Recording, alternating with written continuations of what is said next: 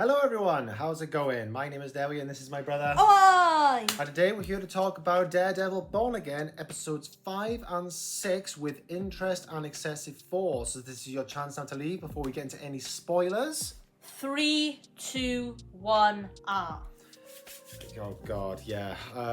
Right, so very big because they released two of these episodes on the same day. So we're going to talk about the first episode in this two-parter that we've got, which is all based around a bank robbery. Yeah. And we see faces like Kamala Khan's dad, Yusuf Khan, Yes. who I thought was very interesting because the description of the title was he was going to get help from a familiar face, and I thought, well, we just had Punisher in the last episode, so is he going to be in it? And it was like, no, it was him. It's like, oh, okay, that's kind of cool. So, isn't it that Matt goes to the bank? Where's he go to? Yeah, so it's St. Patrick's Day, and it's like this Irish gang that does go for a bank robbery. And Matt's there because I think he's trying to get money for the business. And it was funny enough, it was Yusuf Khan. He was there, he was talking to. He's like the assistant bank manager. And you have these references about where his daughter is. He talks about his daughter going to California. Which, isn't that where Kate Bishop is? I think so, yeah. You probably know a bit more information about that than me. But he talks about his family because I think he's a good character. Yeah. Like the cool dad sort of thing. So you have a nice little interaction with them. Matt leaves, but then he can hear the bank robbery happen. And then doesn't he go back? He does go back, he does play, like the innocent blind man, and they sort of pass him off as that, so he's like just part of the crowd, part of the hostages. I thought there was a bit of humor in this with the like the leader of that gang and just the way he talks, and stuff like that too. Like the cops and the jokes that he had in there. You had pretty cool scenes, I think. There's a fight scene at the end I'll get over to later on. But I think what was cool about this episode, it was all based on this one act. So a bit more, I guess you could say, down to earth. There's nothing supernatural about this or anything like that. Nothing too messy about it. It's just a simple bank robbery. You get to see Matt Murdock sort of be in the middle of it all and trying to figure out a way on how to deal with it. And I thought from what you've told me, the interesting thing about this episode was that at any point, Matt Murdock could have just taken them all down, so easily. He could have probably, but he would have risked lives. Yeah, exactly. That's the difficult part. That's why I think he chose to not be Daredevil, because one, it exposed his identity, and two, he's putting people at risk. But he could have easily taken them down. It's like the difficulty is trying to do that without revealing his identity. Yeah, that's the problem. I mean, at the end of the day, they're there in a bank. I mean, he does find out this because one of the hostages tell him there's no real money there. It's like safety deposit boxes that you put in as valuables that people have left in them. So it's like, okay, so what are they really after in this bank? So Yusuf Khan does, has to help them trying to open the safe because they force him to. Because the real bank manager's not there. He's the assistant bank manager. And so Matt tries to tell him, play it cool, stall for time, wait until, backup arrives and stuff. But Matt, he does a very good job taking them all down. He tells him he needs to go to the bathroom. I was like, okay. I thought they may have just told him, well, go right there then. But he takes them all one by one. There's a cool fight scene on the stairs where he has to do it silently because they can't hear anything like shots being fired and all that. So he knows if a bullet or anything gets fired, that's it. They all. And doesn't he catch the gun when it's about to fall? Yes, because it's like sort of balancing on the stairwell. So as he's doing this fight, he can still hear it. And it's about to teeter over. So he does grab him and he starts rolling down the stairs, and then he just grabs it before it falls off over the edge before it makes a noise. So I thought that was pretty cool.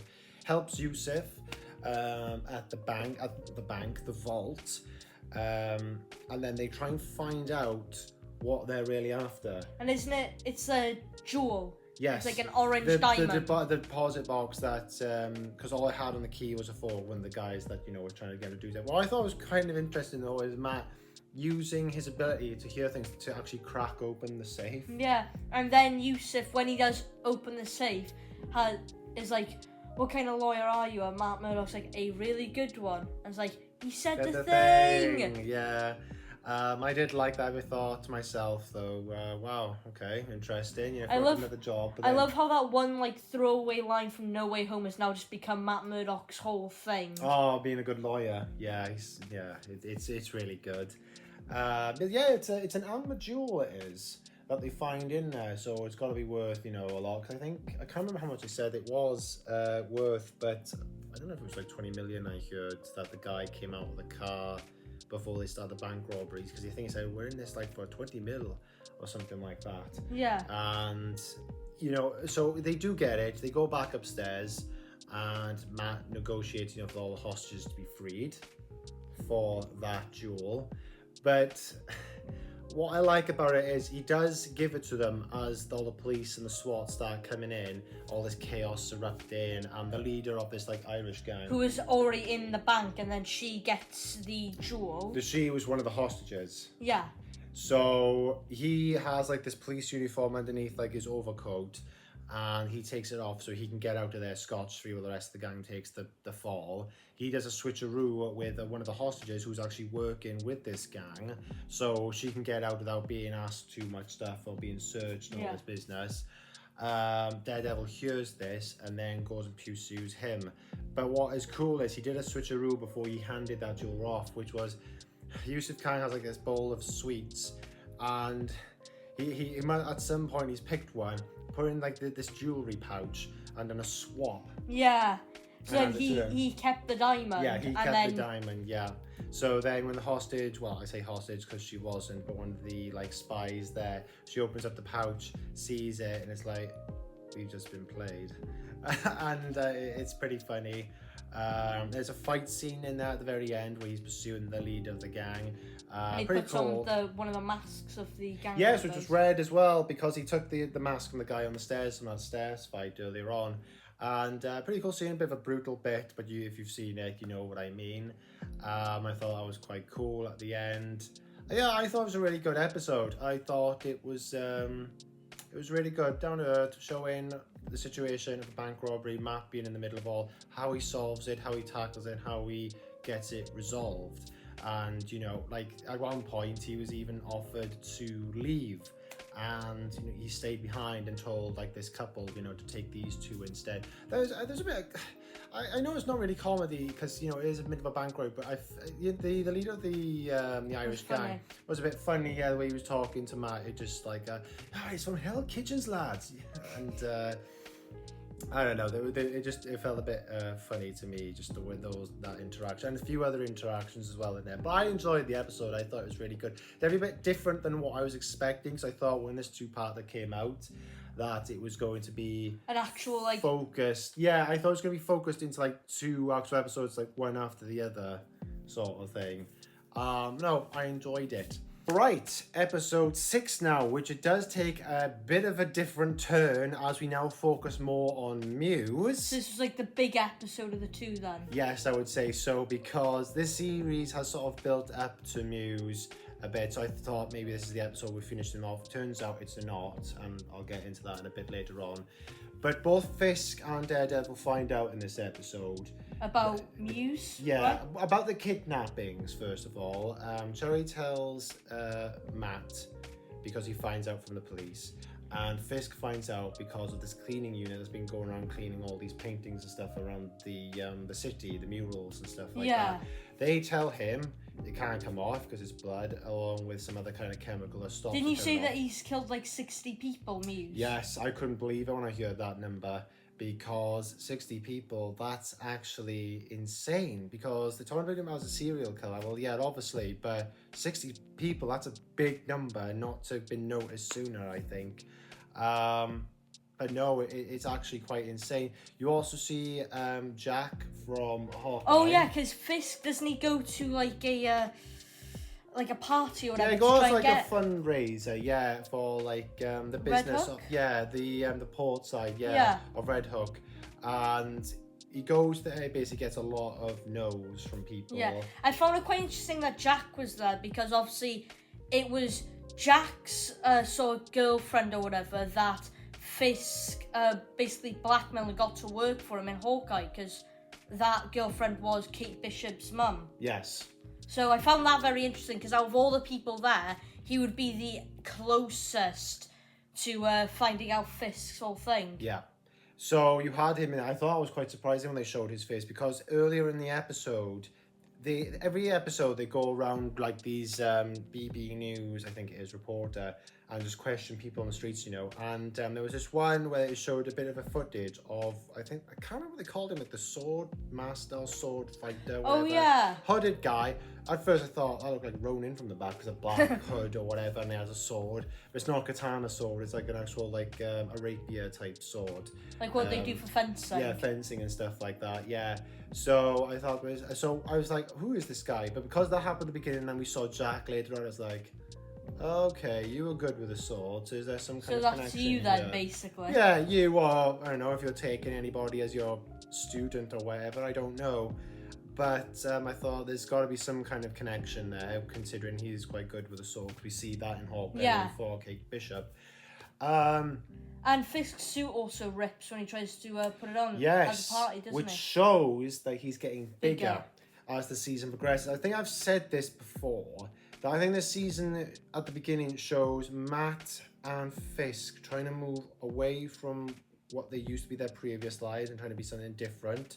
You know, Fisk being mayor and trying to be, you know, the people person, whatever. But in the end, they end up reverting back to their old ways. Yeah, you see at the very end of the last episode 4, where Matt's training above the rooftop and Fisk eating and stuff like that, like he used to. Yeah. And this is what's causing me bigger, and Vanessa sees it as well. But she was put off by it, so I'm wondering if she wants him to revert back to his old ways. Probably, because by him not reverting back to who he was, it's sort of causing her to not get involved in the business. Yeah, I think so. And she wants to get involved, and because obviously she likes it, but he doesn't want to get involved. But I think him going back to his old ways kind of reverses it, and like wants him to come back to his old ways, and also sees it as like a partnership that they used to have before. But when Fisk does find out about Muse, he assembles his own kind of strike team to take on Muse, doesn't he? I'm glad you brought that up, actually, because Fisk had enough. The officer, he told him, we're not going to give any money to getting more officers on the street and stuff like that. Basically says, you know, I'm going to have this special task force. Because of all the people who have like taken Punisher's ideology. Yeah. Because he had all these names put together. It's like, these are like the bad apples of all the force. You know, he's looking through his like files and stuff like that. And he said, yes, well, they're going to be a special task force with certain benefits over time. No body cameras, so basically no one's going to see what they're really up to. He gathers them all together, tells them, you know, you're going to go out there, you're going to hunt Muse, you're going to hunt any vigilante out there. So I thought, right, okay, so you've officially made it now. So before they weren't technically official, but now you've made them an official. Yeah, they were just like rogue cops essentially, but now what they do is actually sort of legalized, I guess. Yeah, pretty much. And I thought, okay, then so now, or at least now we got confirmation now it's actually happened. So the rest of the episode, it gets interesting. Like, so White Tiger's niece is the one who first brought it up to Matt, and basically saying that White Tiger was sort of onto Muse because he was trying to go after the people who say doing all the kidnappings, which actually brings us back to a previous episode when Matt was in the prison that White Tiger was in, Hector was on the phone and basically telling him, well, there's people on the streets being kidnapped and no one's doing a thing about it. So it's a bit of a call to that. So you know now what White Tiger was really trying to do. He was trying to search the person with all the kidnapping. So that would have been an interesting confrontation if we had White Tiger and Muse sort of meet, but unfortunately that's not going to happen. Yeah, unfortunately. Because Hector and White Tiger are dead now. But I thought to myself, his niece going after this, that's just a recipe for disaster. It really is. Because we even get this scene where she goes down like this. It's dark, this sewery tunnel, and I thought to myself, alone at this time, and you're going to go into an area that's known for kidnapping. That is just not awful. That's what are you thinking? Don't do it. Yeah, it was just bad. So her, I think his mother or aunt basically phoned her man and saying she hasn't come home. I'm getting really paranoid and, you know, I'm terrified. She always comes home by this point. picks up the phone. He's about to call the police. But then he decides He's like, not to. nah, because how long are they going to take to get there? Find her, and will they actually, because he knows the police now, like some of them could be corrupt and stuff. So how does he know to trust and stuff? Yeah. So he's like, enough. I'll deal with this myself. He's just like, he's been fighting with it for so long. He's like, nah, enough's enough now. I'm gonna go deal with it. So he puts on the suit, the classic red suit, and you see him like charging through the rooftops, and it's like really awesome to see. Now, unfortunately, I can't get too much into the next 2 scenes of Fisk and Daredevil because you can't really hear much about it or see anything about it. But all I will say to you is this. The fight scene between Muse and Daredevil I thought was cool. It was awesome. I liked it. Muse getting away because I thought to myself that if he was if he was finished off in this episode. But he wasn't. No, he wasn't. No, because I thought to myself, you're setting him up for this, big bad guy thing. And so he's probably going to be at the end of the season sort of thing, a confrontation again at some point because he's escaped. And now that he knows that people are after him, I think it's going to be a lot harder now to try and find. He does save White Tiger's niece. She's fine.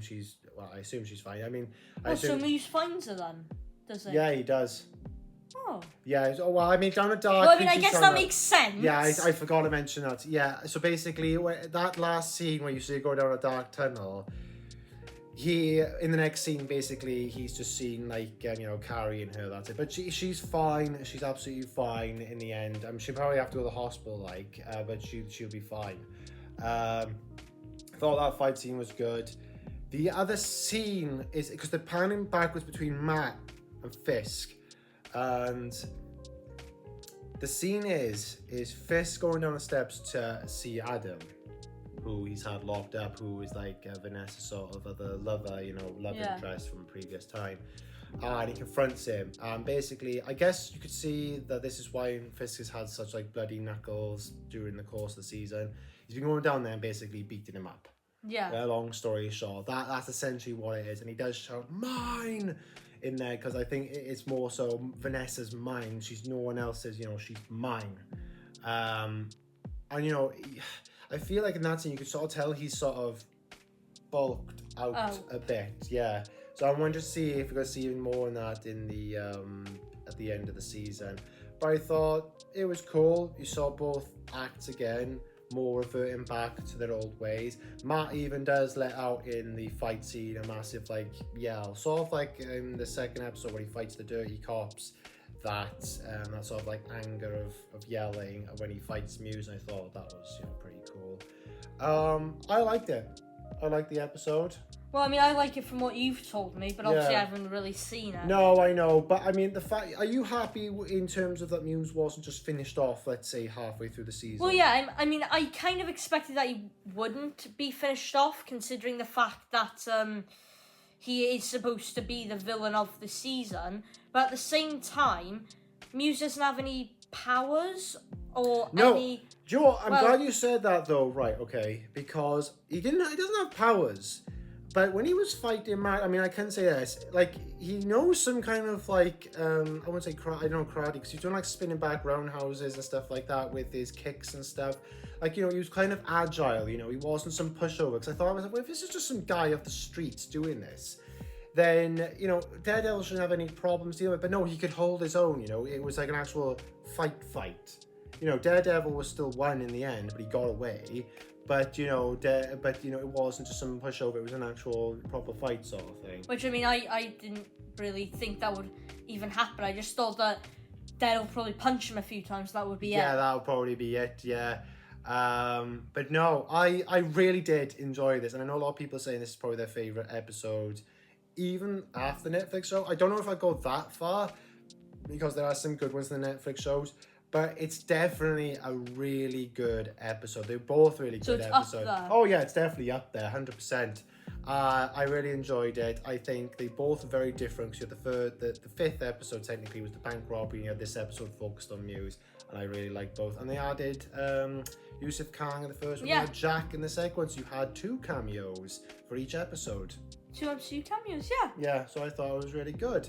And if I were to rate it, I would have to give it a 9 or a 10.